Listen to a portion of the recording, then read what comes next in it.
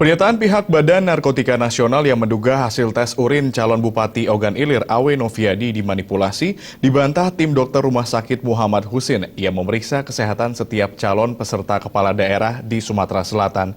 Menurut Direktur Medik dan Keperawatan, pihaknya telah melakukan tahapan tes terhadap para calon kepala daerah sesuai prosedur yang diberikan oleh Ikatan Dokter Indonesia.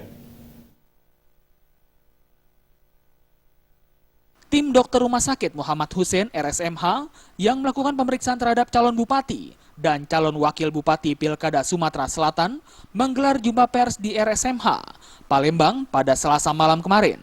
Hal tersebut terkait adanya pernyataan pihak Badan Narkotika Nasional (BNN) yang menduga bahwa hasil tes urin calon Bupati Ogan Ilir, Awe Noviadi dimanipulasi. Dalam keterangan pers yang dilakukan pihak RSMH, tim pemeriksa mengklaim telah melakukan sejumlah tahapan tes terhadap para calon kepala daerah sesuai prosedur yang diberikan oleh Ikatan Dokter Indonesia atau IDI. Menurut Direktur Medik dan Keperawatan RSMH Dr. Alsan Arlan, dari rangkaian tes kesehatan para calon kepala daerah tidak bisa diintervensi oleh siapapun dan harus melalui tahapan rapat pleno. Dan dari hasil saat itu Bupati OI, Awe Noviadi memang dinyatakan negatif mengkonsumsi narkoba.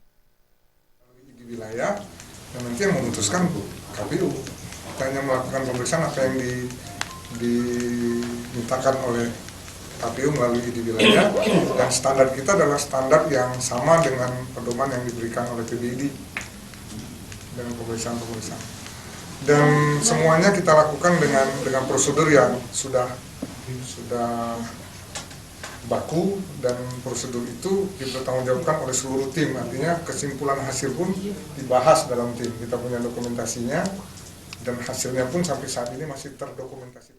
Sementara itu Kepala Bidang Pelayanan Medik Dr. Rita Dewi mengaku pada saat pemeriksaan pihaknya dibantu oleh 25 orang dokter ahli di bidang masing-masing untuk mengawal jalannya rangkaian tes kesehatan.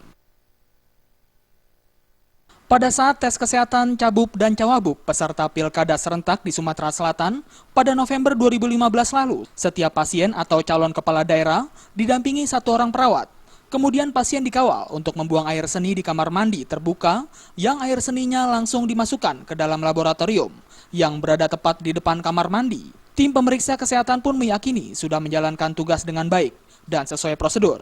Jika memang nantinya akan diperiksa oleh BNN terkait hasil tersebut, mereka siap menghadapinya dengan segala resiko apapun.